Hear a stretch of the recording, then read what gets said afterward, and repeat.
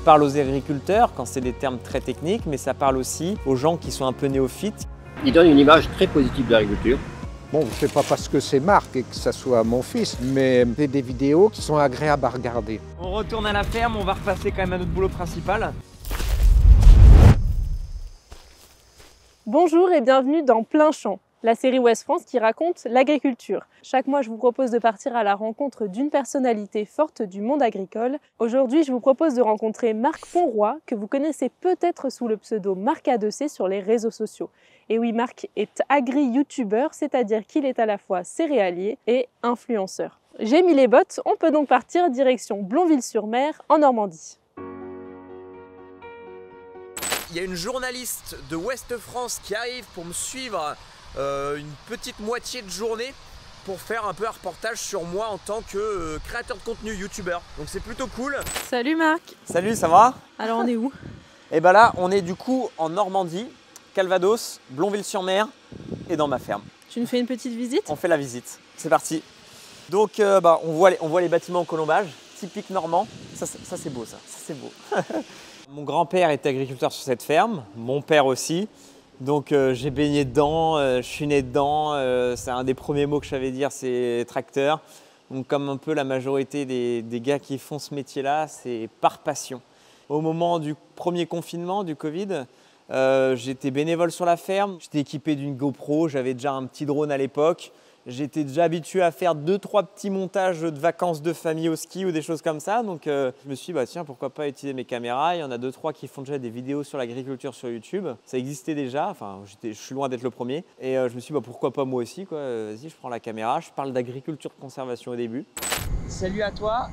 Donc nous nous retrouvons pour une vidéo donc, sur les semis de couverts végétaux. Et puis ça a pris l'ampleur que ça a pris. Donc je me suis pris au jeu, c'est cool de montrer, moi je passe du bon moment, voilà quoi. Après donc nous, ferme céréalière, une SAU de à peu près 100 hectares, 110 hectares, enfin 80 hectares de labour, labourable où on fait de la culture dessus.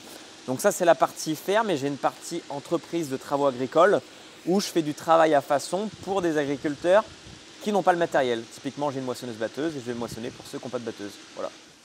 Donc là, bâtiment de stockage, on arrive à stocker l'essentiel de nos récoltes. En fait, on ne va pas stocker le colza, on ne va pas stocker la févrole, mais on va stocker le blé et le maïs qui représentent le plus gros tonnage, quoi. On peut se permettre de vendre quand les prix, la bourse au grain nous paraît bonne, du lin derrière, du matériel, de la paille, du foin et du maïs là-bas. Voilà. Donc là, c'est mon atelier. Donc là, il y a la moissonneuse-batteuse qui est rangée dedans, là.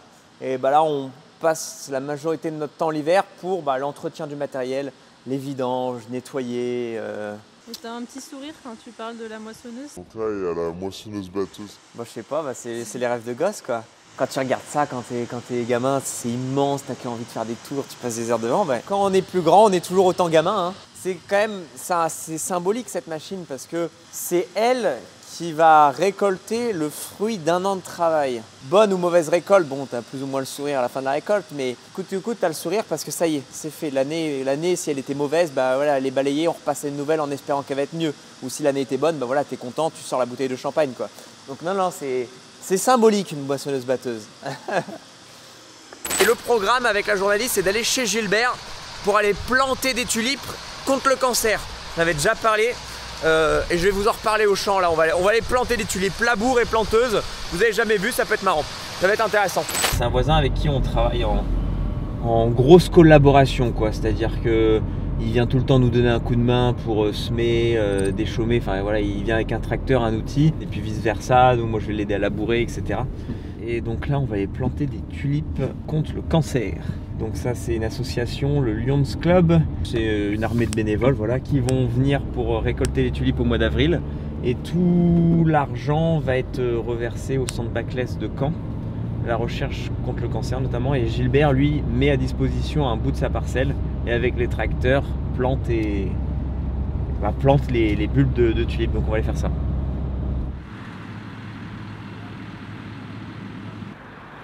Nous décrire les étapes. Donc là en gros on fait le labour. Là le but du labour ça va être de retourner de la terre beaucoup moins humide. Il a plu énormément, on a pris quasiment 40 mm ces 2 derniers jours. Donc pour réussir à planter dans de bonnes conditions, on est obligé de ressortir de la terre qui est moins humide qui n'est pas en surface quoi. Donc on va chercher à 20 cm, on retourne. Et puis comme ça on va partir sur un bon lit de semences avec la planteuse. Et la planteuse arrive directement derrière.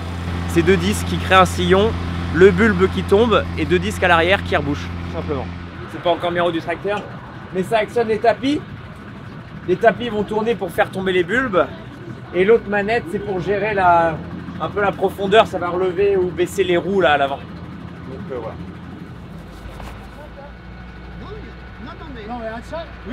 Ça, c'est toutes les variétés de tulipes que nous mettons donc, dans le champ. Et il y en a combien? On a 19 variétés de tulipes et on aura 37 sillons qui vont être faits pour pouvoir planter ces 19 variétés. Il y a du boulot. Il y a du boulot. Impeccable. Surveillé ici derrière par Ouest France, attention, on fait d'autant plus attention à ce qu'on dit. Donc nous voici arrivés sur la parcelle de Gilbert, une parcelle qu'on avait récoltée en maïs grain. Là ça patauge, hein. Vous avez vu mes vidéos d'hier, de toute façon on est à 40 mm en 2 jours. Donc j'ai appelé Gilbert hier en lui disant c'est toujours maintenu pour planter ou pas? Il me dit bah on va voir, on va essayer, le soleil de ce matin, le petit gel, fait plaisir. Et le 620 arrive à se tirer, il arrive à faire quelque chose. Parce que mais ça ressort de la bonne terre, hein, mine de rien. Ça ressort, regardez. C'est pas humide ça. Impeccable, ça s'effrite bien. C'est super en vrai, ça ressort de la meilleure terre.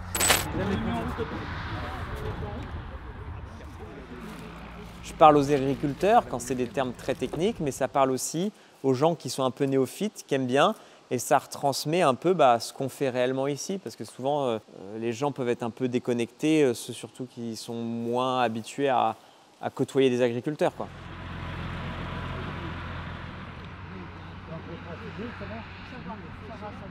Ça c'est du matériel de pro ça. Ça coûte très cher aussi. Mais ça fait de très belles images, ça c'est indéniable.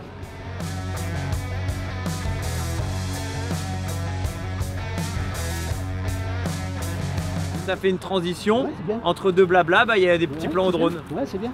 Au contraire, c'est ludique en même temps. Ouais, c'est ça, les gens comme ça, ceux qui aiment les belles images, ils en ont, ceux qui aiment que le blabla, ils en ont, ils ont un peu de tout en fait. Bien. Non, j'ai apprécié la dernière. Je pense que ce qui m'a fait gagner entre guillemets en célébrité, c'est parce que je fais pas plus que tout le monde, c'est parce que je suis comme tout le monde. Je suis le gars dans la batteuse et quand je tombe en panne, oh merde, fais chier, machin. Voilà, je suis un peu de langage grossier au familier de temps en temps parce que, alors c'est bien beau quand c'est tout cadré, la bonne image et le machin, et puis qu'on parle le bon discours ou quoi, mais je suis comme tout le monde, c'est-à-dire que, bah oui, j'ai le franc-parler, je dis ce que je pense, je fais la petite blague, comme on peut se faire dans un repas de famille, la petite blague à table. Enfin voilà, je pense que je reste finalement accessible au-delà de ça. Et les gens permettent de s'identifier et ça reste simple, quoi, je pense. Là, j'ai mélangé technique mécanique, technique agronomique où tu parles de variété, juste du vlogging où il m'arrive une mésaventure et les gens me suivent dans mes aventures. Donc, il y a toujours du contenu créé par le quotidien. Donc, même si c'est la 4e année de suite que je parle de moisson de maïs, c'est toujours d'un angle différent finalement.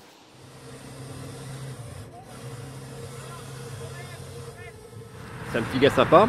Je crois qu'il donne une image très positive de l'agriculture. Il est de plus en plus suivi par tout le monde, des jeunes et des moins jeunes. Je crois que ça peut susciter des vocations et puis vraiment faire connaître à tout le monde la vie au quotidien des agriculteurs, quoi. Et ça, c'est très important, quoi.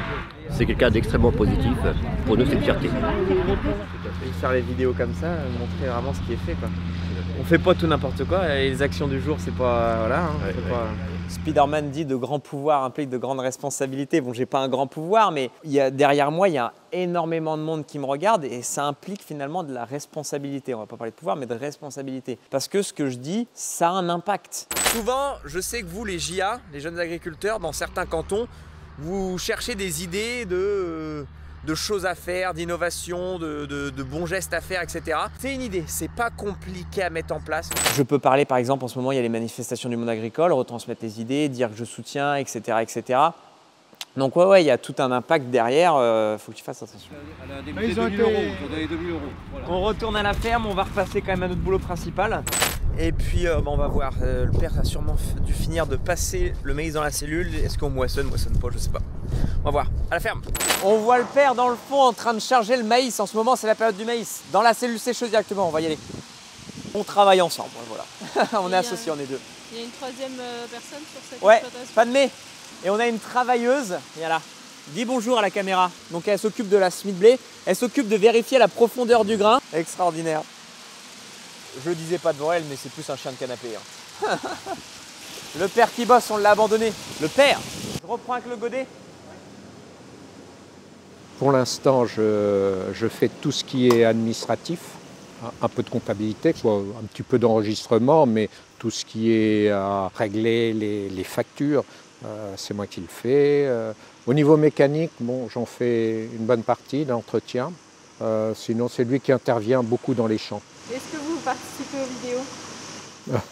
Je participe en tant que caméraman de temps en temps quand il a besoin des prises de vue particulières, quoi. Voilà. Il participe mieux que ça. Si on m'entend, ce qu'il dit pas, c'est que c'est lui le plus connecté de moi. Hein, parce qu'avant je commence YouTube, c'était lui qui regardait plein d'autres YouTubeurs. Il n'y a pas que les vidéos YouTube sur l'agriculture que je regarde. Hein. Au fur et à mesure du temps, il s'est amélioré dans la façon de faire. Hein. Quand on regarde les premières vidéos qu'il a faites, ça coule pas de source forcément. Et maintenant, on voit que c'est qualitatif, moi je trouve. Hein. Bon, c'est pas parce que c'est Marc et que ça soit mon fils, mais c'est des vidéos qui sont agréables à regarder. On ne s'ennuie pas. Elles sont dynamiques, hein, et ça change souvent de plan, et j'aime bien ces choses-là. On se complète super bien, ça a toujours été super facile. J'ai beaucoup de chance par rapport à ça, vraiment beaucoup de chance. Bon, il prend sur lui de temps en temps parce que je suis tête brûlée. En fait, ce qui est bien, c'est que moi, j'ai cette côté niaque énergie où je dis allez, on y va. Où le père, il dit bah non, là, on va prendre notre temps, on va peut-être pas les moissonner aujourd'hui. Je dis allez, on y va. Je lui donne ce coup de boost qu'il aime bien. Et lui, au-delà de ça, il m'apporte son expérience, évidemment. Là, quand il me dit non, non, là, c'est une mauvaise idée, on n'y va pas. Pour moi, c'est la parole d'évangile, mon père. Ça, c'est une parole d'évangile. Donc, s'il me dit une deuxième fois non, non, c'est une mauvaise idée, je suis en mode bon, c'est une mauvaise idée. Est-ce que c'est une activité que tu te vois continuer Alors, agriculteur, oui, je me vois clairement continuer toute ma vie, ça c'est indéniable. YouTube, pour le moment, je prends du plaisir. Tant que je prends du plaisir et que les vidéos, ça ne devient pas chiant à regarder parce que on ressent à travers la caméra que j'ai la flemme de prendre la caméra, tant qu'il n'y a pas ça, je continue. Alors ça fera 5, 10, 15, 20 ans, j'en sais rien. Peut-être au bout de 5 ans, il y aura un bad buzz sur moi ou je sais pas, les gens seront lassés parce que ça sera la 150e vidéo de moisson de maïs grain. Mais on verra, tant que les gens sont là et que moi je prends du plaisir, c'est parti, quoi. Impeccable. Voilà, on a eu le temps d'aider le père. 70 ans, ça me faisait de la peine de le laisser seul à pelleter. Et même s'il a la moelle encore. Il a la moelle. Bon, bah merci d'avoir regardé en tout cas. Et de toute façon, moi je vous dis à dans la prochaine pour la suite des événements. Allez, salut! Comme Marc, de nombreux agriculteurs ou agricultrices partagent leur quotidien sur les réseaux sociaux. Si c'est votre cas, n'hésitez pas à nous le signaler en commentaire. Si cette vidéo vous a plu, vous pouvez vous abonner. En attendant, je vous dis rendez-vous dans un mois pour le prochain épisode de Plein Champ.